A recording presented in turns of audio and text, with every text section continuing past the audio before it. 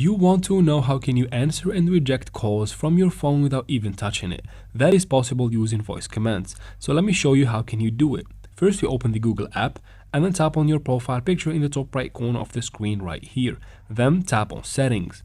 From Settings, in the search bar, tap there and search for Assistant. Open the Google Assistant, make sure you have it turned on so everything is set up, and then tap on Hey Google and make sure the Hey Google option is turned on. From here, let me go ahead and call myself from another phone. Once you receive the call, just like that, you can say Hey Google.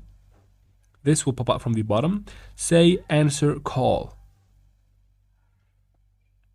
As you can see, just like that, I have answered the call just like that. If I have said reject the call will be rejected. It is as simple as that. And that is it for this video, guys. I hope it was useful. If it was, please like and comment down below. Don't forget to subscribe for future videos like this one, and thanks for watching.